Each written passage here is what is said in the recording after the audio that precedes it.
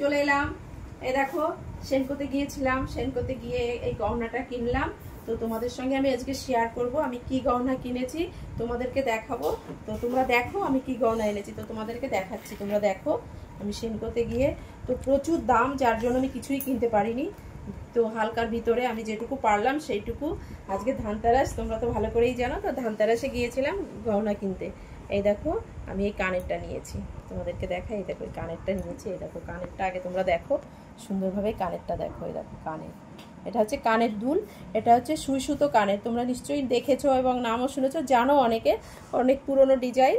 তো আমি নিয়ে এলাম। এই দেখো এটা আছে 3 গ্রাম, 3 গ্রামের থেকে কিছুটা কম আছে।